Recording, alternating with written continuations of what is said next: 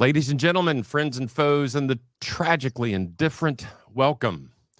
Today, we gather not to solve the problems of the world that would require divine intervention, a good stiff drink, and a level of common sense that has been extinct since the dawn of civilization.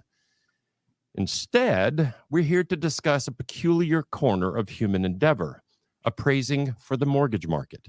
Now, if you're unfamiliar with the life of an appraiser, imagine a tightrope walker. Not the glamorous kind performing over a circus ring while children gasp in delight. No, imagine a tightrope walker on a frayed rope stretched between two crumbling buildings in a town where no one looks up until the poor fellow falls.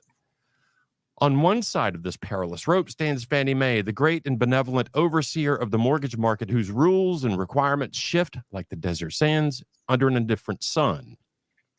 And on the other side, appraisal management companies, middlemen who depend on who you ask, either ensure efficiency and fairness or extract the very marrow from the bones of working appraisers.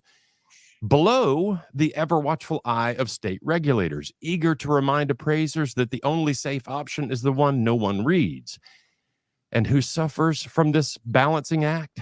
The consumer, the appraiser, the industry at large, or is it one of those grand American traditions where all parties suffer equally, ensuring fairness and misery? To debate this quagmire, I have the privilege of introducing two seasoned professionals who have spent their careers navigating this treacherous landscape.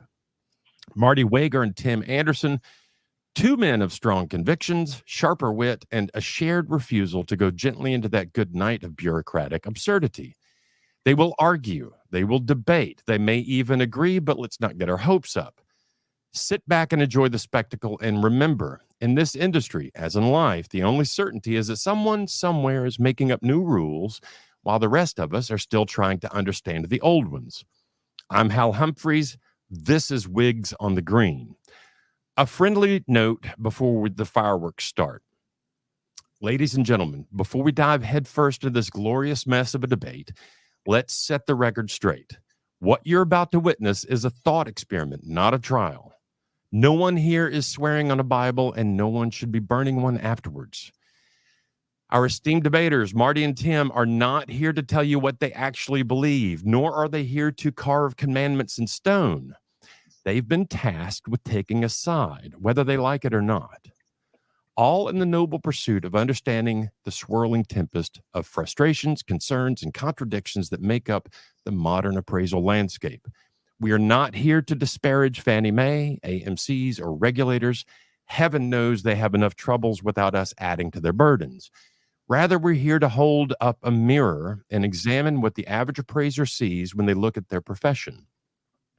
A balancing act between compliance, independence, and the ever-looming fear of doing too much, too little, or exactly the right thing in precisely the wrong way. So take what is said here with a grain of salt and a dash of curiosity, and maybe a stiff drink if that's your style. This is an exploration, not an execution. Tim, Marty, let's get started. So we're here today to talk about the problems that appraisers are voicing on Facebook and in social media and at conferences, and there's a lot to talk about. But I want to start off with Fannie Mae and Fannie Mae's requirements. Once upon a time, appraisers were free to apply their expertise, trust their instincts, and report their findings. Then came regulations. And they were determined to improve things by making them significantly worse. Now, according to some, an appraiser's work is no longer about valuation and about compliance, and heaven help the fool who confuses the two. Here's the question, and I'm going to throw this to Tim Andersen first. Are Fannie Mae's guidelines protecting the integrity of this profession, or are they just a bureaucratic cudgel designed to keep appraisers in a state of permanent anxiety? Hal, thank you. Neither, quite frankly. It's not Fannie Mae's job to protect appraisers. It's Fannie Mae's job to measure and manage risk. And that's it. And sometimes we can help them, and sometimes we can't. So to say Fannie has the responsibility of Fannie keeps changing its rules. Yeah, Fannie does keep changing its rules. But so what? They get to do that. I mean, USPAP changes every once in a while. It'll go for years and years and years and never change. And then the good folks at the ASB will say, well, you know what? We need a semicolon rather than a period there. And they'll make that change. But the point is, change is dynamic. Change happens. I mean, if you look at some of the great literature, literally over time, it's about change. And if you're not willing to look, more than about a foot in front of you, you're not going to see the need to change. And if you don't see the need to change, you're not going to see the reasons to change. And if you don't change, basically, you're standing still, which means everybody else is passing you. And they're no longer your competition. They beat you. You lost. So as a result, in order for Fannie Mae to do what it has to do, and let's face it, Fannie's under the same political pressures we are. Okay, Congress is sitting up there, various government agencies are sitting up there and going, well, let's see, it's 10 o'clock. We haven't done anything so far this morning that is going to screw up the GSE. So we better get to work. And so, yeah, it's going to change. And we have to get along with that. We have to take that, and I'm going to call it an opportunity, because that's exactly what it is. We've got to take that opportunity and then run with it, because if we don't, somebody else will. And then when somebody else takes that opportunity and runs with it, we're going to get left behind. And let's face it, in what we do, getting left behind is way too easy. Marty, go ahead and just excoriate me for my logic and reasoning, and just chew. I'm married, so I'm used to it. So just chew. Yeah, and I'm going to jump in real quick and just say the question one more time so Marty can answer it fresh, because Tim, he prattles on a little bit. Are Fannie Mae's guidelines protecting the integrity of the profession, or are they just a bureaucratic cudgel designed to keep appraisers in a state of permanent anxiety? Interesting question, and thanks for your insight, Tim. The term guidelines always reminds me of years ago being in a Con Ed class when a young appraiser stood up and turned to the group of 80 or 90 appraisers in Florida and asked, please tell me, how do you keep your land value under 30%? I don't understand. The air left the room, and she was kindly treated that's a guideline. That is not something that you have to do. Many appraisers of today see the guidelines as affecting their value. In other words, affecting their development of value, which is, I'm sure, not what the GSEs want to do. They set the guidelines, and the good appraisers out there, the seasoned appraisers out there, explain why they can't abide by the guidelines. So I believe my answer won't be as long as Tim's, but I believe the guidelines are meant for them to be able to put everything kind of in the same bucket. I would not want to be on the GSEs trying to make decisions on why guidelines were abided by and not abided. I live in a little town in Michigan, and you get much further north of here, and you can't write an appraisal without making adjustments that will defy guidelines. So I believe their intentions are good, but I think we have to be very careful that the guidelines don't affect standard one, that the GSEs changes over how they want us to do something doesn't affect how we do it. ANSI standards comes to mind. ANSI standards is something that we have to do. Appraisers do not throw out value because the property doesn't meet ANSI standards. That's a standard one violation. So yet you do have to explain why you did that. So I will stop there so I don't eat up the air with a bunch of rhetoric. So go ahead. Tim Andersen, follow up. Hal, you say I'm long-winded. Bless your heart. Tim Andersen, do you have a rebuttal? Yeah. By the way, bless your heart's an inside joke between me and Marty. If you're from the South, you know what it means. Yeah, if you're from, yeah. Hell, let's go back to cudgel. That just means a great big old hammer. And does Fannie Mae carry a great big old hammer? Yep, sure does. So does your state appraisal board. So do a lot of big lenders. So, if you're gonna, if you're going to tend elephants in the circus, is Fannie, or excuse me, let me say GSEs. Are the GSEs going to use their cudgel? Of course they are. And basically what that means is we either watch it swing so we can stay out of the way, or we don't do GSE work. Okay, fair enough. Marty, follow up to that? When I look at the changes that are coming through today, the use of scatter plots and box charts, algorithms, histograms, regression, and on. It comes down to the fact, and I'm a past regulator, and in the years that I was a regulator, we never had a situation where the regulators were asking, can you support your size adjustments? Probably not true today.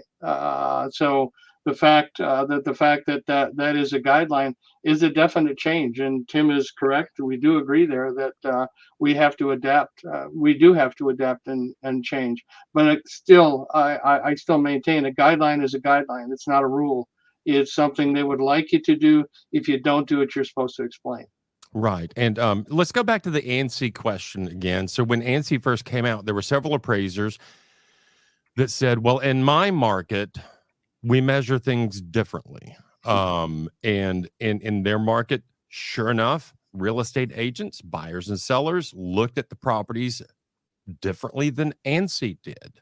And I literally last week, I saw a post on Facebook, an appraiser said, I've got this bonus room above a garage. It's only accessible through the garage. There's no door into the house. It doesn't go to the main living area. In the past, I've considered this in GLA. Now under ANSI, can I consider this a GLA? And there was a flood of answers. But if it's not ANSI compliant, Marty, does that area then lose value? And that's exactly my point. If you're not doing GSE work, you're doing an estate. One I did recently, where he says whatever you come up with is, and he put it in his will, is what my wife has to live on. If the upper level is 6'8" instead of 7 feet, ethically and morally, am I gonna? And I know a buyer will pay for that. Will pay the same rate per square foot. Do I take it out because of ANSI? And the answer is no. It's the development of value, the most probable price that the typical buyer will pay. So I think what was sad with ANSI is that all the technical questions involved in many appraisers lost sight of what their primary job was. It wasn't to abide by ANSI. Primary job was to make it understandable for the GSEs to do that. And I do understand why they did it. I was in a group not that long ago and overheard one appraiser saying to another one, well, I don't know what we're going to do now. I guess we have to measure. And one asked her, well, what did you do for? She said, well, we have a really good public site. So put yourself in Fannie Mae's shoes and going, we got appraisers out there not measuring. We have to do something. That's, I guess, the only empathy I have for that decision. And I say that's the only empathy I have. Yeah. And all right, so Tim, I'm going to throw this to you. We're talking about ANSI. We're talking about measuring. Fannie Mae has asked appraisers to measure the house according to ANSI standards. Yet USPAP says absolutely nothing about measuring. How are states then coming after appraisers for not measuring just because Fannie Mae asks them to? Well, USPAP doesn't say anything about good paella either, but that's an inside joke with Hal. The point is, if Fannie chose ANSI, and it could have chosen any number of other measurement standards. It chose ANSI, I guess, because it was popular or it was easy, or I don't know, but it chose ANSI. Okay. Now, let's face it. When the county goes out to measure a property, unless state law requires it to measure to ANSI standards, it doesn't. It's simply because those properties are not being measured for real estate appraisal. They're being measured for the purposes of calculating the ad valorem tax, the value of the property for ad valorem tax purposes, and then the ad valorem taxes. So to say, well, the county measurement is wrong. It may not work for us, but it works for the county. Now, can the county make mistakes? Of course it can, but that's not the point. So to say, and then appraisers say, well, Fannie Mae says I have to measure to ANSI. Well, where does it say you can't measure it once to ANSI and then once to American Society of Architecture standards and so on and so forth? It doesn't. And, it's really hard to say, well, yes, I measured the subject and it has 1,800 square feet, although it says 1950 in the public record. And then you use the public record for the comps. That's an apples to aardvarks comparison. So it's, in one sense, I completely understand what Fannie wants. If Fannie wants a nationwide standard, it wants to be able to say, okay, we got this house in Poughkeepsie and we got this house in Hurricane, Utah. And because they're both measured to ANSI, we have a standard of measurement. Oh, okay. Yeah. They have the right to ask that. They're the client. Yeah. On the other hand, it's kind of silly that appraisers have got to understand a whole bunch of different ways to measure property, simply because one client likes it one way and another client likes it another way. And I agree with Marty, to say, well, the ceiling's 6'9.5", and it's not 7 feet, therefore I can't count that square footage, is just silly. That's not what ANSI says. ANSI says you count it someplace else. Sure. And Marty, you had your hand up real quick there. I did, because I was corrected on that. And this is, if you talk about Wigs on the Green, Fannie is not a client. And I say that in the classic sense of the term. They just act like one, and they throw their weight around even stronger than any client does. The lender is the client. However, the lender lives. I was a chief appraiser for 3 years, and one of my jobs was to protect my lender against repurchases. So I did whatever the hell Fannie Mae told me I had to do, and in order, I didn't see an unacceptable appraisal practice. Therefore, you'll buy the mortgage back. Yeah. So I think it's one of those, and I'm not faulting Tim for saying they're a client. They certainly act like one, and intended you whatever have you. They're the ones who set the standards. Yeah. They set the form and say these are the guidelines. Fill it out. Yet they're not a client. And then you filter that through the lender, and then the AMC, and by the time you don't know whether you're coming or going. So it's confusing. So that's the only reason I raised my hand. Yeah, okay, I take that. Marty is right, and I concede the point. Okay. Yeah, so Fannie Mae is not the client. We totally understand. They are an end user, and we're all aware that a lot of the overwhelming majority of appraisals done for mortgages in this country are going to end up at Fannie Mae at some point in time. When Fannie Mae asks us to do additional research, like measure the property, I think they are getting into standard one, and their clients, the banks, are asking us to agree to do that. Therefore, we've agreed to do it, and this is an assignment condition now. The ANSI issue, look, I mean, there's a lot of there are arguments on either side of use ANSI or don't use ANSI. At the end of the day, it is a standard. We know how to do it, and it should not impact value in the long run. I do want to talk about guidelines from the GSEs in terms of show your work. And I'm going to throw this to Tim first, and then I'll get some follow-up from Marty. Tim, in the show your work category, Fannie Mae has been writing some letters to states saying this appraiser is not doing their job properly. They didn't show support for their adjustments. The appraiser says it's in my work file. How does a state address that issue? And we're getting into the state regulator thing here as well. Okay, it should be in the report. The support should be available in the pages of the appraisal report. If it's not, and if it's in the work file, then when the state says, okay, appraiser, please show us out of your work file how you came up with your GLA adjustment, and then the appraiser does, then the state goes, okay, but next time put it in the report. Okay. So the concept of showing your work is not new. If you got involved in appraisal back in the 90s, and you were taking classes from what was then the Society of Real Estate Appraisers, part of your training was, okay, here's how you derive adjustments, and you got to put something summarizing it in the report. I can't tell you how many reports I've seen. It says the adjustments are as shown. It is roughly the equivalent of saying the sky is blue. Yeah, it is. So what? Marty, do you have a response to that?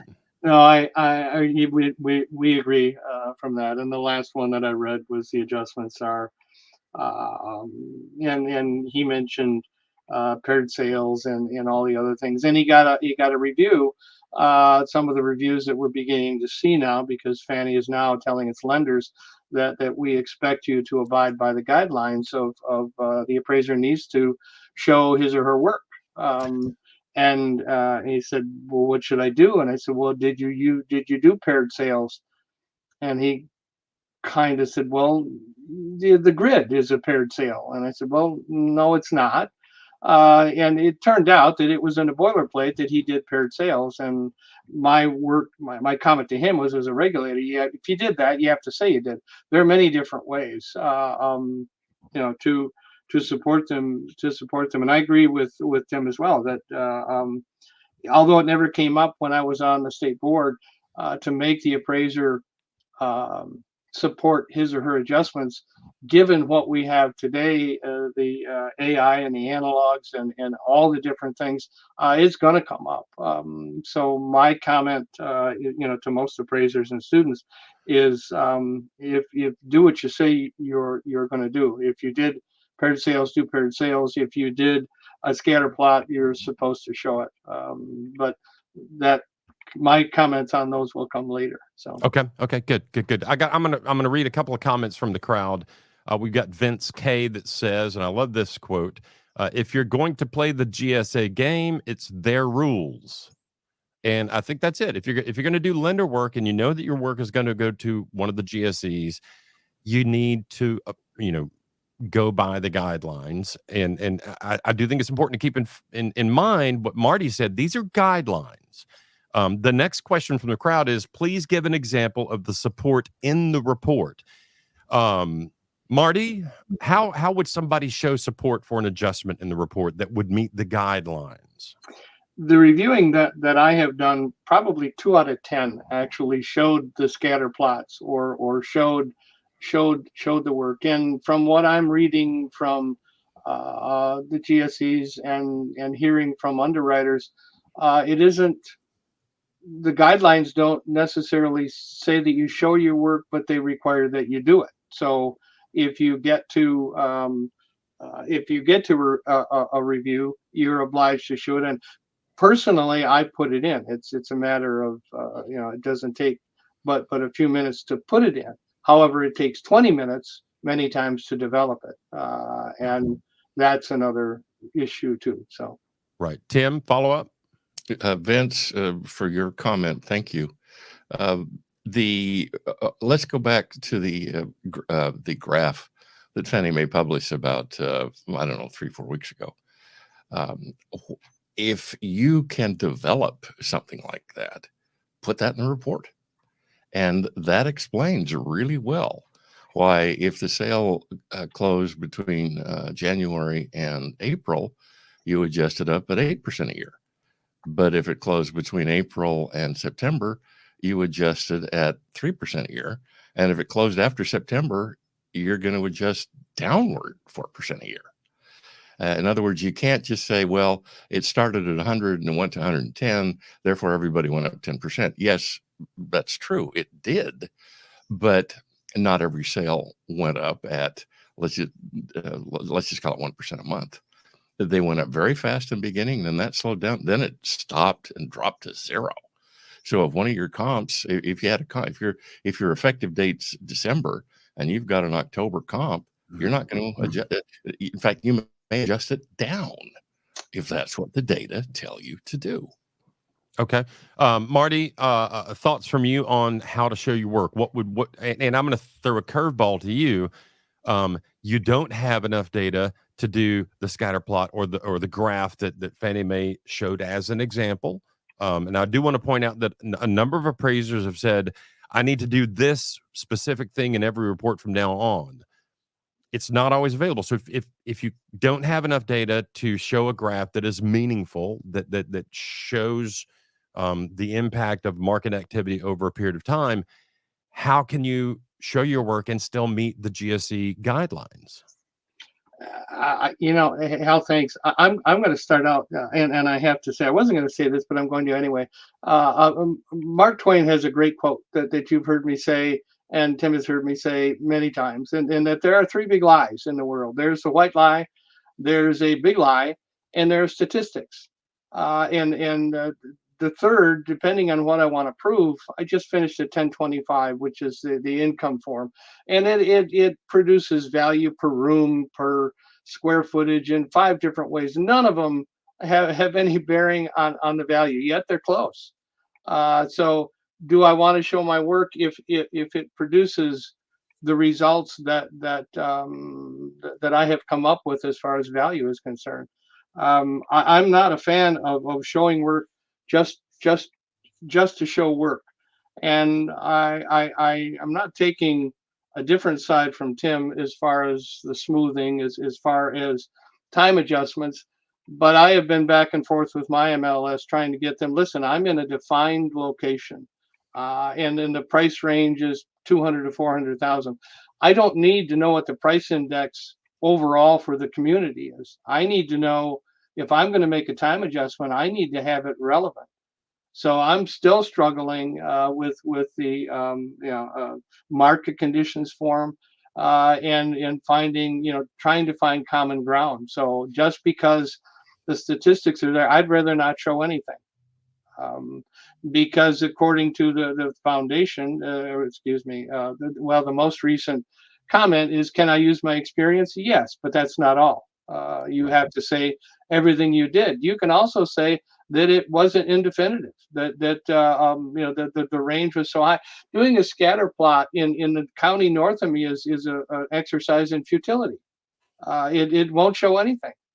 Doing a depreciated cost certainly is. So it's a matter of what you have and how you show it. So it's a matter of, Tim and I have talked about art and science, the art of interpreting the data, and then there's the data. I can make it show whatever I want. I hope that addresses your question. Absolutely. And here's the thing. Another Mark Twain quote for the folks in the room. He uses statistics much in the same way a drunkard uses a lamppost for support, not illumination. Yeah.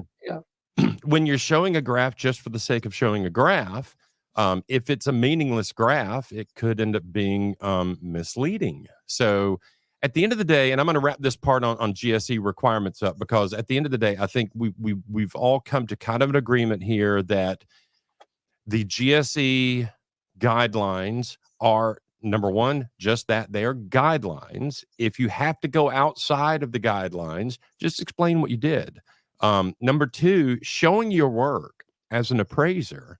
One of the arguments I've heard online is, I've got that in my work file. If they want me to show my work, that's going to be another, $600 fee. Right. Like, if it's in your work file and you've done the work, screen capture it, pop it in the report. Right. It's not that hard to do. Yeah. All right, Yeah. so let's move on. I'm going to go to the next topic, and we're going to talk about everybody's favorite player in the game, appraisal management companies. Before AMC's, appraisers worked directly with lenders, but someone somewhere decided that efficiency could be improved by inserting a middleman. There are valid reasons for appraisal management companies to be here. The first one that comes to mind is appraiser independence. When appraisers worked directly for lenders, there was, I mean, Marty, Tim, y'all have been in this business quite some time. I've been in it for 30 plus years. I remember my dad getting calls from bankers saying, "Hey, Tom, you know, we're going to need a little bit more on this one." And that's pressure from your client. And if you're an appraiser and you don't do that, then maybe they don't send you any more work. And that's an unfair position to put appraisers in. So appraisal management companies come in to provide a buffer between the lender and the appraiser. And quite honestly, nothing says better service like paying someone else to slow things down. The question is, are AMCs fulfilling a necessary role in the industry, or are they simply a parasitic force draining time, money, and dignity from the appraisers they claim to support? Marty. Oh boy. If you didn't know this, and maybe you do, I started and owned and ran my own AMC. We had probably 12 or 15,000 appraisals. I want to say about 1,000 a month. So we were pretty small, but I started it on the basis for a lender who said, I really don't want to go to an AMC I don't know anything about. And I started the company based on placing the correct appraisal with the right appraiser and matching the two. Dodd-Frank clearly says that you can, as far as appraiser independence is concerned, you can talk to the lender. You just can't talk to the lender about value, a range of value. Can't ask the mortgage amount, but I can certainly talk to them any time, anyway. I can talk to the agent. I can talk to anybody. I just can't sit down and talk about standard one. The only thing that AMC, the Dodd-Frank requires, is that there be a firewall between anyone who stands to gain from the closing of the transaction, and that's a paraphrase, but anyone who has a financial interest in the transaction. So that's appraiser independence. In my opinion, appraisal management companies today are very busy trying to justify themselves as they do more than that. And the reality is in my opinion, they don't. You're a firewall. And as proven by Mercury Network and all the other electronic issues that are out there where I can get my work, requires a good underwriter. So we distributed our own work when I was chief appraiser, and it was Dodd-Frank compliant. I find it unfortunate. The primary directive of my AMC was to try and protect the lender from a repurchase, and then at the end of the day, that's what it was. And of course, I was a firewall. And not to get too long, but so we all understand. We distributed 1,000 a month. That's peanuts compared to some of the AMCs are doing 25,000 a month.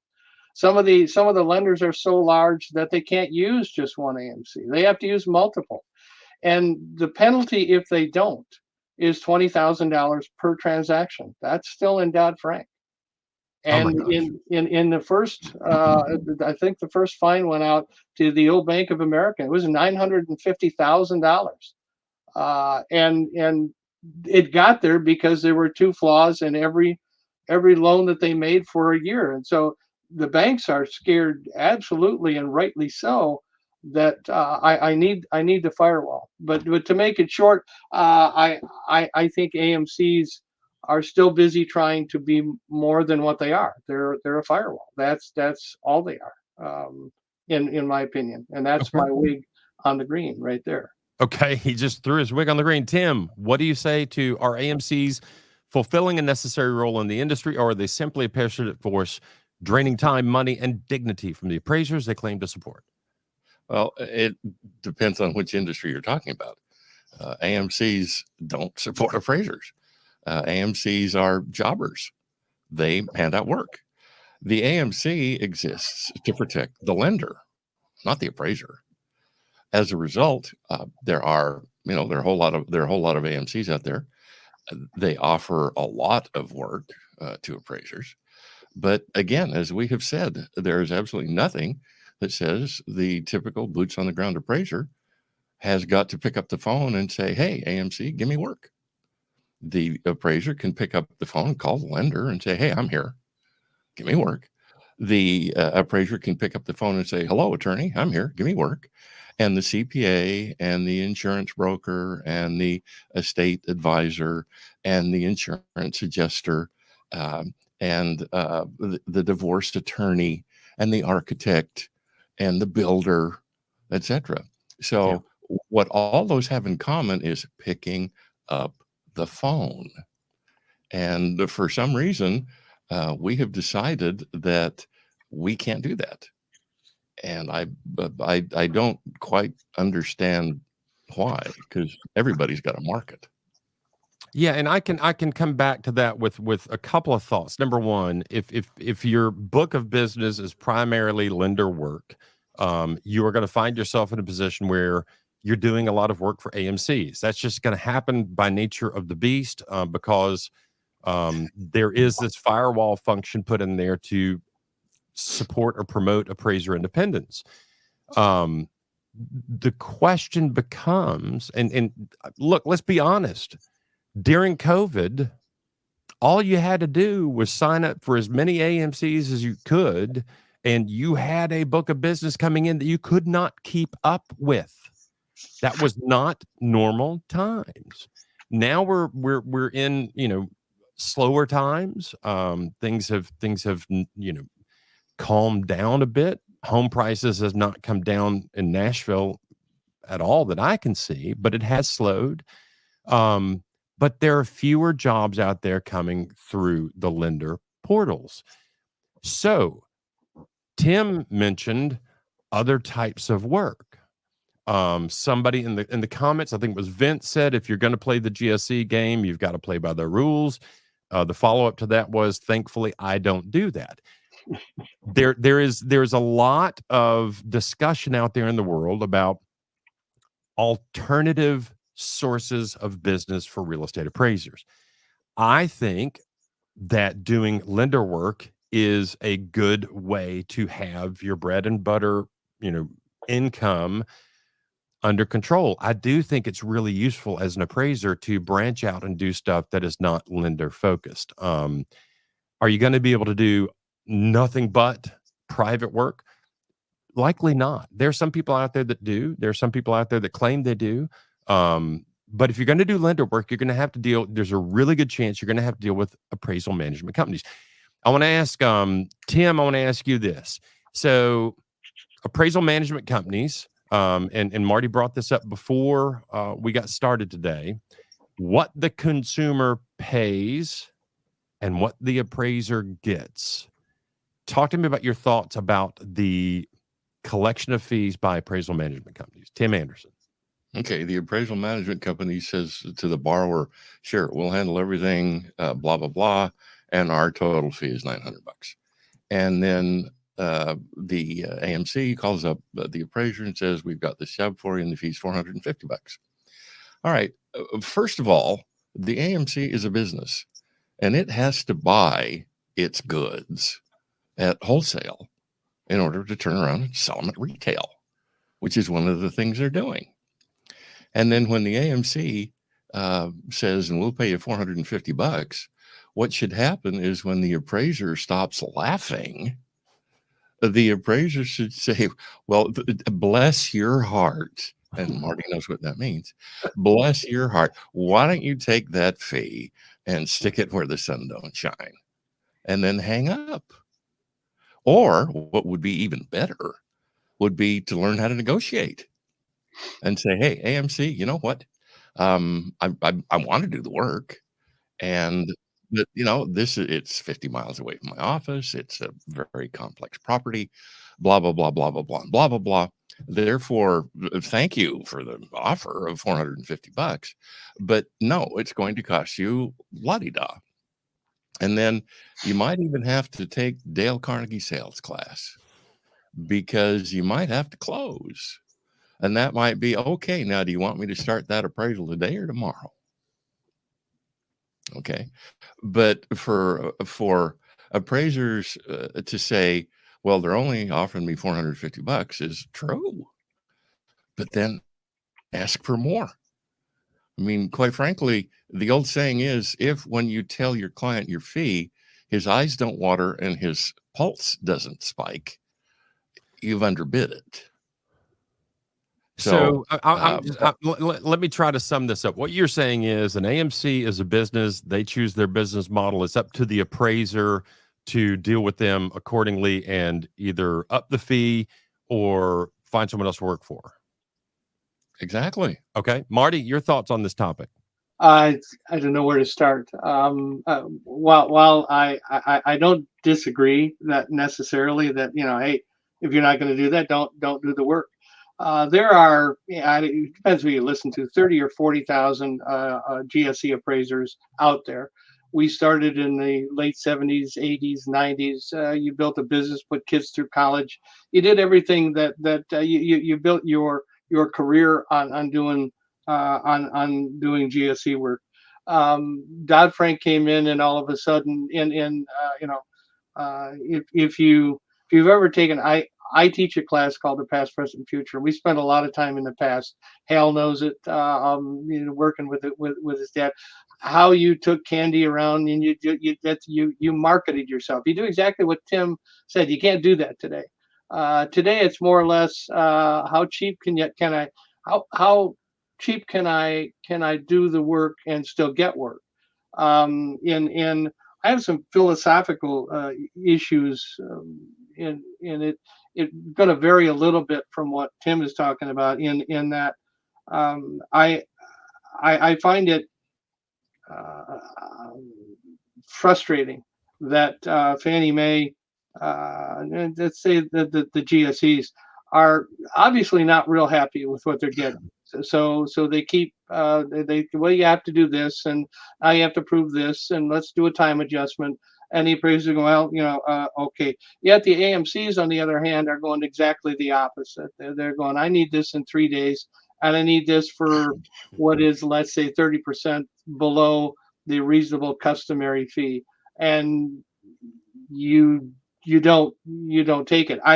I find that if I want an electrician and somebody comes to me and bids it 40% below the traditional, and he puts it in, if I find out that he used aluminum wiring, that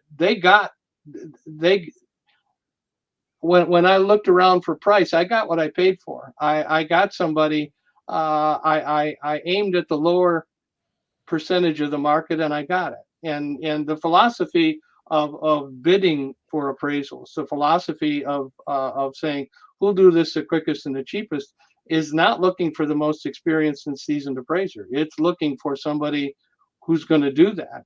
And I'm not sure, and Tim might cringe at this, but I'm not sure that's the protection for the public that we need, that we're supposed to be doing. So I don't disagree, and I've said many times to students and people who come with them, don't do it. If that's what they want, don't do it. Well, I have to. I have 2 kids in college. I have a 16-year-old who's eating me out of house and home. I have to do this, and that's what I hear from a lot of the appraisers. It's more of a choice of having to do it. And Tim and I have talked about this many times. Is that, well, then get out of the business. But you've heard me say this before. They keep changing. The GSEs keep changing the rules by show me your work and show this and show that. When you and I started in the residential business, direct sales comparison and the paired sale analysis was a matter of addition and subtraction, a matter of comparison. And it reminds me of in today's world, it reminds me of the old Saturday Night Live saying is, wait, I was told there would be no math. And nowadays, that's exactly what we have. I need a graph showing that. I need something to show. So I sympathize, and it will leave some of us behind who don't choose to do that. Off, a little bit off the subject, but I agree that if you don't want to do the work, don't underbid it in order to cut corners. You do what you have to do, and if you can't do it, you don't do it. Yeah. Real quick, we got a comment from the crowd that I wanted to read so that everybody can hear this. And I think it's a key observation by many appraisers out there in the world. Kathy L says, we don't have an opportunity to discuss. Bids are sent out without the ability to discuss. We bid, it goes away. And Marty, to wrap up what you had to say about this, and I want to throw this back to Tim after I do this summary and tell me if I got this right.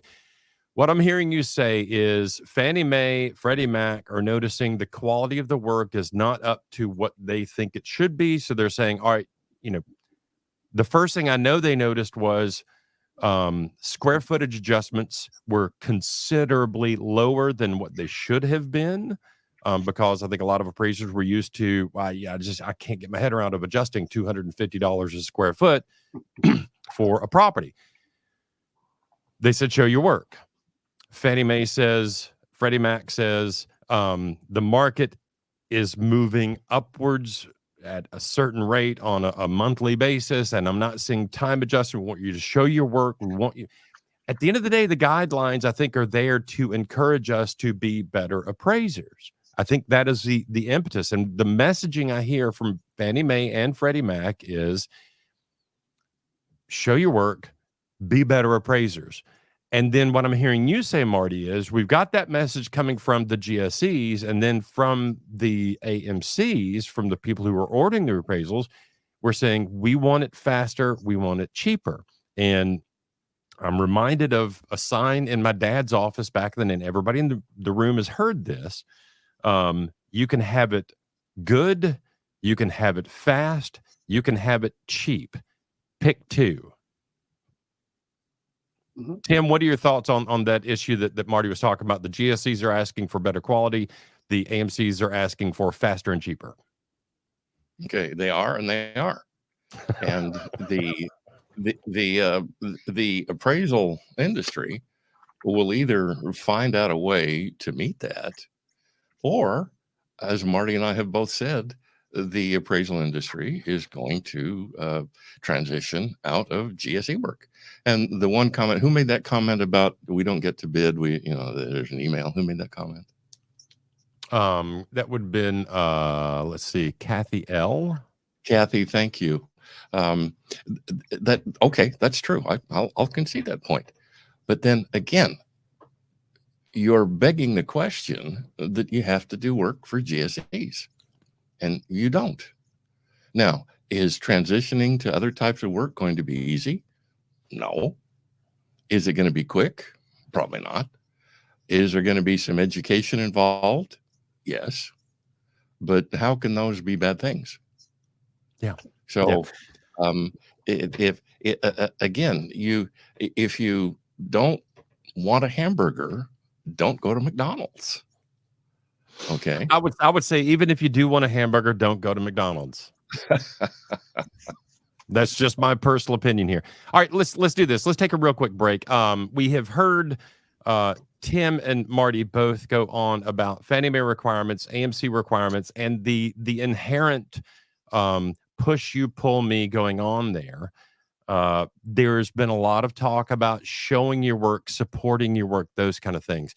I'm going to just do a shameless self-promotion and say, if you want to learn more about supporting your work, come over to Appraiser eLearning and sign up for one of our classes on just that thing. We've got some webinars available that are non-CE that involve Tim Andersen and Scott Cullen talking about how to support your adjustments. We've got Brent Bowen's course. We've got a couple of other courses on specific methods for showing support for your adjustments. Hop over to Appraiser eLearning, sign up for one of those courses. And as Tim said, get educated on how to do these things. The code is BUZZ, BUZZ. That will get you a discount. It looks like 15% discount off of any class over to Appraiser eLearning. I started Appraiser eLearning years ago with my business partner, Jim McLeod and Brian Reynolds, just because I wanted an education option out there for appraisers that provided timely, useful, meaningful education. We'd love it if you joined us over there. Okay, coming back into Wigs on the Green. See if I can get that. There we go. All right, so we've talked about the GSEs. We've talked about AMCs. We've talked about some of the push-pull there. Let's talk about appraisal regulators and where they fit into this argument of appraisers being asked to do more, paid less. I've got a comment on here from, let's see if I can find this comment real quick. When you have AMCs racing to the bottom, this is a commenter's comments, not my thoughts. When you have AMCs racing to the bottom, accepting only the cheapest and fastly, sadly, there are appraisers that skip the important stuff. Here's the thing. As Tim said, as Marty said, if you're going to take lender work ordered through an AMC and you're going to accept that work for a fee that maybe some of your peers are offended by, that just because the fee is not what your peers would want doesn't mean you don't have to do the work. I have seen appraisers take really low fees that have been, called out on social media as, bottom feeding, horrible people. Why do you do this? None of us knows what someone is going through. None of us know, as Marty pointed out, if this guy has a kid in college and a 16-year-old eating about a house and home. At the end of the day, people have to earn a living. They have to do the work. Would it be best if everybody negotiated their fee with the AMC and charged what we all think they're worth? Yes, it would. But at some point, people are going to do what people are going to do. We can't fight with them. What we can do is, as appraisers, Marty, Tim, tell me if I'm right about this, we can do good quality work. We can negotiate with our AMCs and say, man, I'd love to do this property, but for whatever you're asking me to do it for is not cool. I'll do it for this. And I've seen 5 comments in the thread here today talking about we always ask for more and we always get it.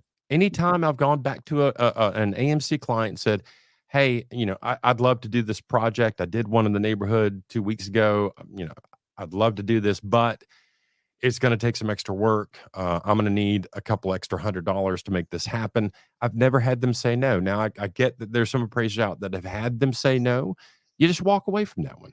All right, so let's move on to regulators. Appraisers are governed by state boards, which theoretically exist to uphold standards and ensure fairness, yet somehow in the grand tradition of bureaucracy, these watchdogs seem less interested in protecting appraisers and more interested in ensuring they never sleep soundly again. So tell us, Marty, I'm going to throw this one to you. Do state regulators actually serve appraisers and the public good, or are they just another cog in an ever-expanding wheel of punishment and paperwork?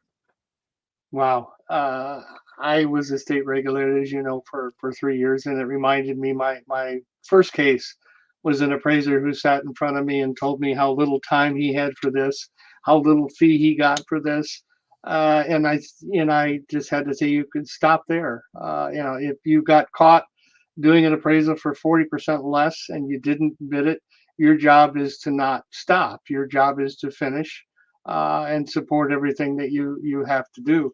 The board that I was on in Michigan, at least my part of it was educating. When the appraiser did something he or she shouldn't have done, my job was for them to walk away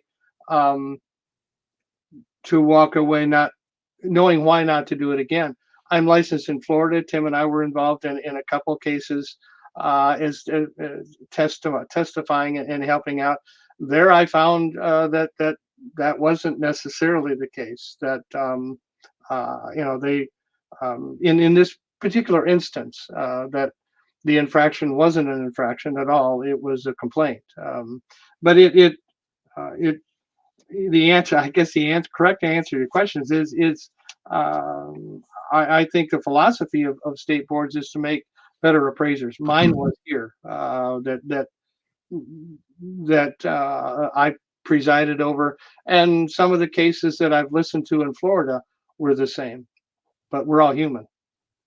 Tim, are regulators here to serve the appraisal industry and the public good, or are they just another cog in an ever-expanding wheel of punishment and paperwork? Okay, they are a cog if that is the attitude they're going to take. If they're going to take the attitude that they are there to help, that's exactly what they do. Now, right now, the state of Texas has an appeal process, and if you don't like the decision the state board makes, you can appeal that. You cannot do that in any other state. However, and I'm not going to mention the states because the programs are in various stages of development, but there's one state of which Hal is very well aware because he is on the list of mentors that mentors appraisers. Now, quite frankly, it's expensive. You know, if money is the only thing you're looking at, the state's going to say, yeah, we're going to charge you $500 and take a USPAP class. Okay, well, you have that right. Whereas that goes on your record.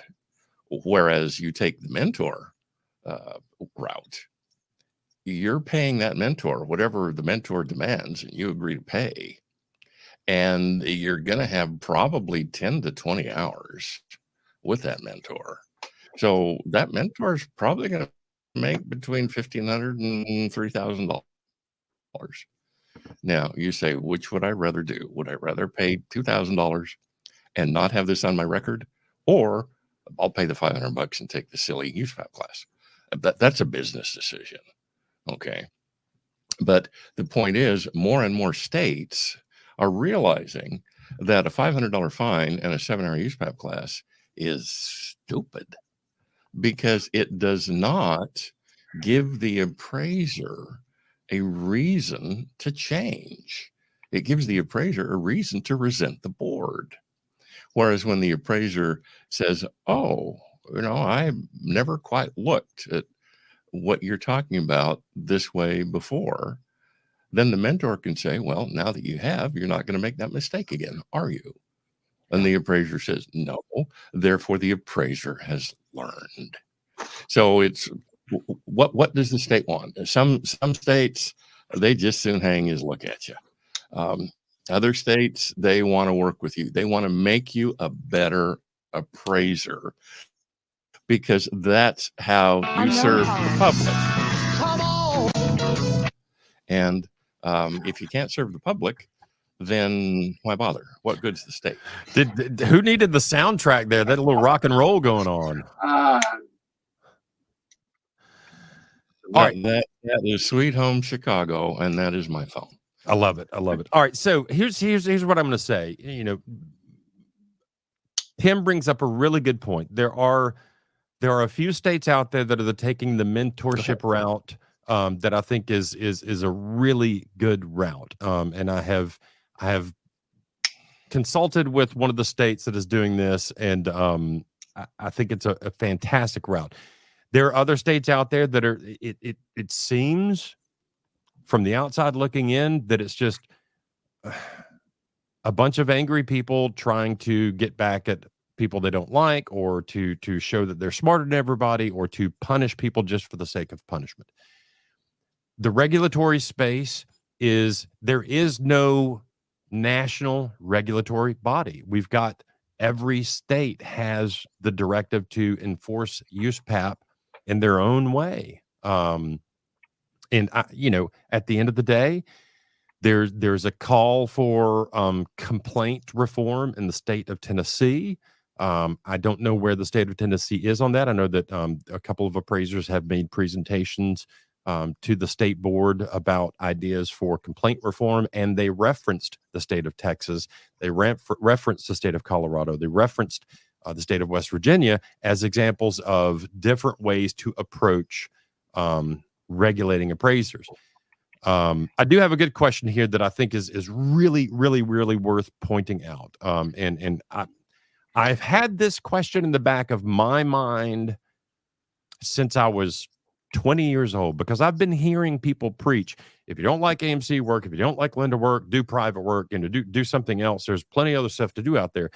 And the question comes from John B., and he says, why is the argument that if you don't like lender work, do something else valid? Why is that argument valid?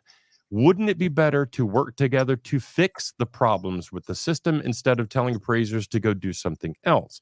How does encouraging the best appraisers to leave the lender work protect the public? Marty, thoughts on that comment?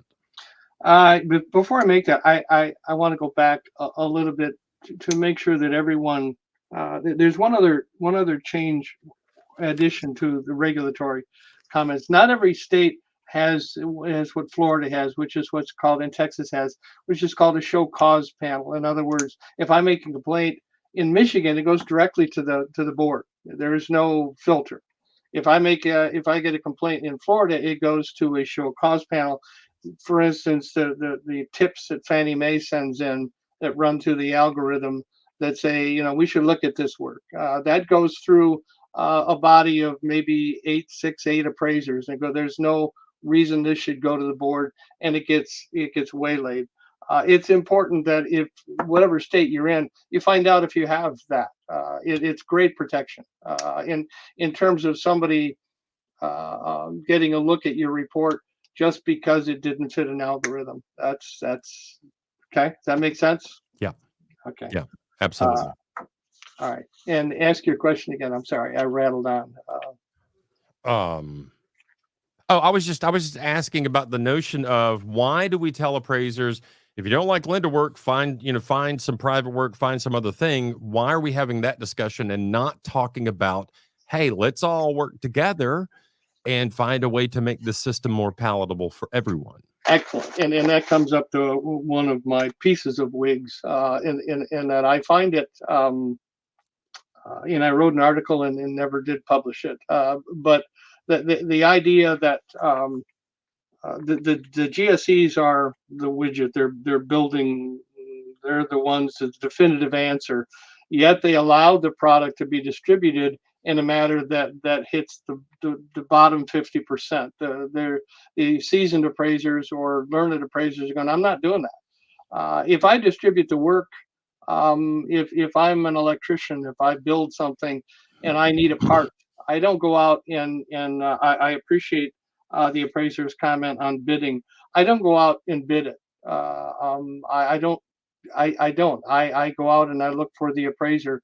When I ran my AMC, I had an appraiser come back to me in Ohio, and he was asking to I asked him what area he covered. He said, I cover the southern Ohio. And I said, that's a lot. Can you tell me about the nuances of the school system? And I asked him a half a dozen questions. And he got back to me and said, okay, fine, I cover 3 counties. That concept has got to change. That concept of we need to bid. And right now, the money that's involved in just the distribution is, maybe I want to say offset, but it sometimes outweighs what it should be. And maybe my Pollyanna glasses are showing, but you should be out there saying that Mary does a good job in St. Joe County. This is going to go to her. It's not going to be bid. I'm going to do that. If I bid, it's admitting to everyone that I'm after maybe the lowest 2 common denominators. And his comment is correct. If it's going to change, that's where it's going to change. And I'm not sure what entity should do that. I hate bringing up a problem with not a solution, possibly a board, but someone who's going to make money off the distribution is probably not the right way to distribute it. I hope that answers your question. It's a good way to, if you're going to start somewhere, I think that's where you start. Yeah. Tim, thoughts on that? There is no system, therefore it cannot be fixed. We have appraisers, we have lenders, and we have Fannie Mae. They're 3 totally separate items. And Fannie Mae has shown us very clearly that under certain circumstances, They not only do not need us, but they won't hire us. So while I appreciate the extremely high level of empathy in the question, that's a question very much metaphysical. The issue is, because there's no system, it can't be fixed. Now, we talk about what we do, and let's face it, if our system could be fixed, we wouldn't have state boards. But we've had state boards since about 1990. And the lending industry, Congress jumps in there and says, oh, you are icky, nasty people, and you're going to have to do this, and you're going to have to do that. And then the lobbyists get in there and say, well, we may be icky, nasty people, but we really don't need to do that. And Congress goes, oh, well, okay. And then Fannie Mae says, we've got our, what is it, Marty, $14.1 trillion of mortgages. Give or take $500 million. Give or take a trillion here, a trillion there. Pretty soon you start running into real money. Yeah. We got nothing to do with that. And Hal, this is going to get hate mail, but it's not our job to protect anybody. It's not Fannie Mae's job to protect anybody. It's not the lender's job to protect anybody. If the homeowner is offered a waiver and accepts it, why can't the homeowner go out and get an appraisal? And I don't understand what this protection. We don't protect anybody. That's not our job. Go in USPAP. The word protect is used once, but it is in the context of protecting the trust the public should be able to have in us. It does not say we have to protect the public from anything. We don't protect the borrower. We don't protect the seller. We don't protect the broker. We don't protect any of those parties. We are objective. And if we say, well, yes, I'm going to get up this morning and put on my Superman cape and I'm going to protect the borrower. Well, okay, then you're not objective. And then by definition, you're not an appraiser. Okay, Marty, I see you smiling over there. Well, I am, because in the physical sense of the word, you're right. We don't protect anybody. In 07, 08, well, let me back up to say, the only thing I believe that we do protect is not to have $14.5 trillion in loans and $13 trillion worth of collateral. At one point in time, the only reason that is a financial reason, where I'm going to have Marty or Tim come out and do an appraisal on the properties to make sure I don't overlend it. I have heard more than one time, and another wig on the green is the stakeholders. The stakeholders, in my humble opinion, are the American taxpayers. The stakeholders are not the lenders. The stakeholders, they're loaning the $14.5 trillion. If it goes south, it's going to hurt me. I'm the one who's either not going to pay it. Inflation is going to go sky high, or they're going to write more money for it. So in a protection in the large sense, we're supposed to, I believe they're using the function of the mortgage is to protect the $14.5 trillion, to say that's, and I agree with Tim in that the waivers, Fannie Mae 5-10 years ago, maybe, I don't know the date exactly, decided they were going to loan based on risk. The idea of somebody wanting to borrow $100,000 with a home that has an SEV of 500,000, write them the check. I'm okay with that. But when you get into risk, to where if we do have a recession to the point where property values go down like they did in 07, 08, the stakeholders are gonna be you and me. And so from that standpoint, well, I agree with Tim. We don't protect the buyer. We don't protect anyone other than the lender to say, if you're loaning 97%, it's sold for $499. I'm saying proof is, my opinion is $450. You're going to be over lending. So in that sense, I do disagree. Okay. The interesting thing to me is we're talking about distributing risk or transferring risk from one entity to the next one to the next one. And when I read USPAP and see the bit about protecting public trust, I take a broader view of protecting the public trust than protecting the public trust in us. Most of the public doesn't even know what we are. They don't know. Most of the public has never met an appraiser. I think part of that mandate, and I may be wrong about this, but I think part of the mandate is to protect public trust in the entire process of the mortgage lending real estate market. Now, maybe I'm out to lunch on that. But at the end of the day, my father was an appraiser. I've been doing this a long time, and I was always told, even by USPAP instructors back in the day, if you're doing work for lending work and the lender is your client, you are the independent third party that comes back with an estimate of value so that they can then make a lending decision based on collateral risk. And if they choose to lend more than the collateral is worth, that's on them. But your job as an appraiser is to provide them an indication of value for their analysis of collateral risk. We're part of the due diligence process.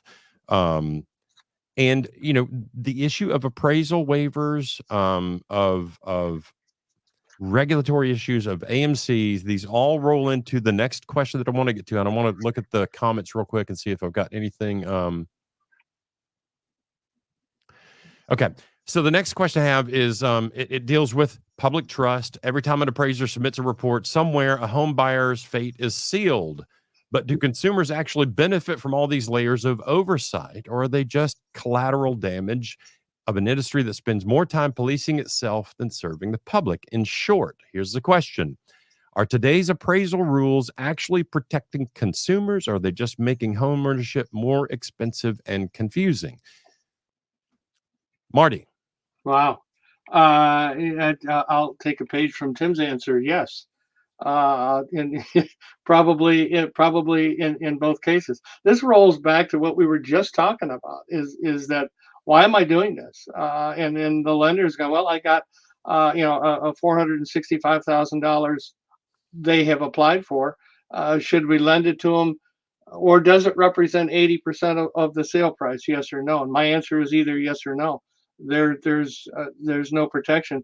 If the other side of that is, then just write everything.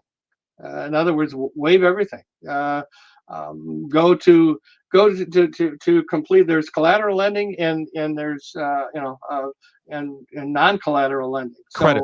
You got credit, collateral risk and credit risk. And credit. So in the 90s, we were credit lending. It's like an automobile loan. You go in if you can prove a couple receipts, a couple anything that shows me you have a job, you can get the loan. And we found out how that worked. I guess I'm biased, but I see it. I see it as one of my shows is Pawn Stars, and the only reason I like it is how the interaction. You learn bedside manner, or you don't. It is that my guy here says, you say it's worth 15,000. My guy says it's worth 12. I'll give you 6, so I don't go bankrupt. And to me, that's still our function. That's kind of an answer from what we talked about a few minutes ago. Okay, Tim Andersen. Are today's appraisal rules actually protecting consumers, or are they just making home ownership more expensive and confusing? I don't know about more expensive or confusing, but no, they don't protect the homeowner. They're not supposed to. That's not their purpose. The purpose of USPAP is to make appraisers aware of what their ethical responsibilities are. And no, USPAP doesn't protect anybody. It was never designed to protect anybody. Now, before we get off on more expensive stuff, we got to talk about real estate taxes. We got to talk about permit fees. We got to talk about building fees. Here in Florida, it is said that just the fees and to build a new house add, depending on the cost of the house, anywhere between 15 and 25%. So this is what we need to talk about. not whether USPAP makes buying a piece of real estate more expensive, because there's negotiation. And my wife and I just bought another house, and we spent some unhappy time shouting at the seller. That's part of negotiation. So does USPAP save the consumer? No, it was never meant to. That's not its job.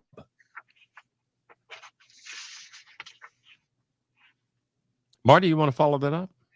No, and not any more than it did. I agree that the appraisers out there who believe it's their job to protect. I had an appraiser I posted somewhere. It's my job to see that the market doesn't go up, or it's my job to protect this, and that's wholly, sadly, incorrect. And it's not the appraiser's job to interject him or herself into a sales transactions to protect the buyer so they don't pay too much. That's not your job. Your job is to estimate market value for your client.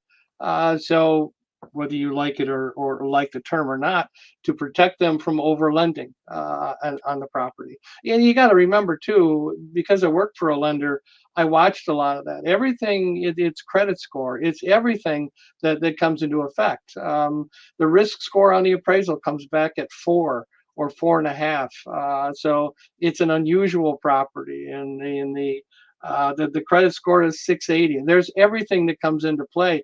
And I think we need to extract ourselves from any of that. That's not my job. And any more than it's Fannie or Freddie's job to not loan on a property because it's unusual.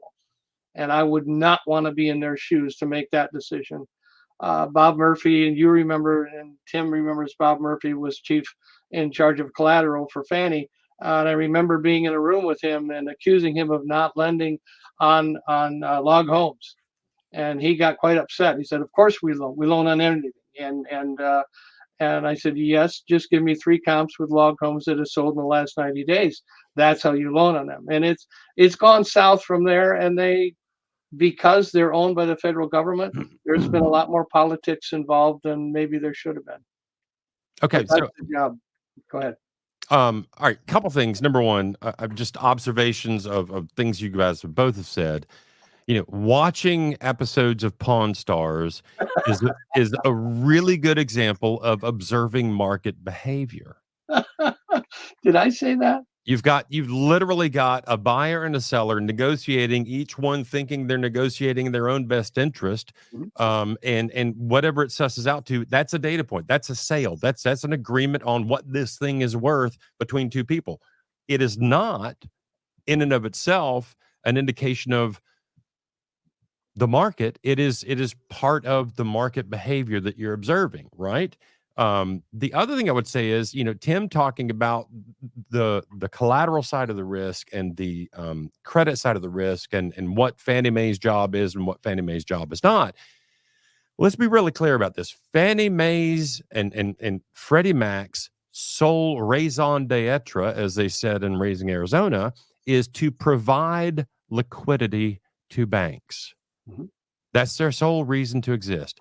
And they're looking at risk from their own perspective. An appraisal is part of that process. Look, when we talk about credit risk and collateral risk, and maybe I'm just, a hayseed redneck from West Tennessee, but the first house I bought, the second house I bought, and the third house I bought, each one of those properties, I put a significant amount of money down. The first house I bought, my father signed on the note with me. Not only did he sign on the note, he took a 30% stake in the actual property. He was 30% owner of the deed. Because the banker that I went to get the loan knew me and analyzed his risk and thought, yeah, I'm not loaning Hal money, but I'll loan Tom money. So, I mean, it's all part of the process. But when homeowners when people out in the market to buy a home are investing in the absolute, for most of them, one of the largest investment pieces that they will ever make, single point investments. I think there's value to having even if the bank says, hey, Fannie Mae is going to offer you a waiver, you've got enough money down, your credit is so good, it would probably behoove the homeowner to go ahead and get an appraisal just to help them in the decision-making process. And in the decision-making process, and this is my next question to you guys, if my intended use is to help a purchaser in their decision-making process, I'm an independent third party, I'm providing my opinion of value. Is that not in some way offering a protection to them, offering a backup to them? Are we not in that role offering a protection to the buyer? Tim? Yes. And therefore, the appraiser is going to have to make it clear that this is an opinion of value to be used solely for the borrower's internal decision-making purposes. You are not judging the quality of the investment. You are not judging the size of the investment. You are not judging the return on investment. You are not judging the internal rate of return of the investment. You're telling them, I shook my snake entrails and I checked my chicken bones, and it's worth $420,000. Now, what you do with my opinion is entirely up to you. You want to use it to paper the bottom of the birdcage, but you now have an opinion of value, not as protection, but as an opinion of value. Yeah. Marty, your thoughts on that? And I'm going to clarify your question. Are you talking about doing an independent appraisal, not GSE work, or GSE work? No, independent appraisal for a borrower. They've gotten a waiver. They want a little bit of extra information to make that decision before they pull the trigger. Yep. Then I would agree. You are absolutely, that's your job. In what I qualify it as protecting them. My appraisal is going to look entirely different. It's going to state entirely different. The report is going to, because they're the client and intended user, is going to make it clear to them that I might cite a range in value. I might, there's a lot of things that I would do, but yes. And that is the non-lender work that's out there for everyone. Okay, good. All right, so we're brushing right up against the end of the time we have allowed for this webinar. I do want to throw one curveball out there, and I'm going to start with Marty on this one. This comes from Scott S. in the comments. How do we feel about Rocket Mortgage obtaining Redfin? What does that mean? Don't throw that to me. I'm not even sure that I am aware. I'm aware that the synergy that's happening out there in the market between a lot of different places reminds me of just because I can do something, should I? And I'm probably going to leave my comment at that. I see so many things. Dodd-Frank, when they came in, one of the things that they did, for instance, was they went to the large brokerage offices and started questioning the lenders who were in the lobby, and found out that they were getting lobby time for nothing, and that they were getting kickbacks from the mortgages that we're getting, and that had to stop. The synergy was unhealthy. It just was, and it still happens, but it happens under different regulations. So yeah. That's just because you can do something doesn't mean you should. Yeah. Tim, thoughts on Rocket Mortgage obtaining Redfin? Okay, no. And the reason is simply that's a business decision they made. Yeah. And is it going to, first of all, I don't quite understand the context of the question. Is it going to help consumers? I have no clue, nor any way of knowing. And let's face it, we live in a capitalist system. And if somebody does thing A and thing A brings in $1, but it costs $1.50 to do thing A, then that company isn't going to do thing A for very long. So, we know Zillow bought gazillions of houses. I was just going to say that, yeah.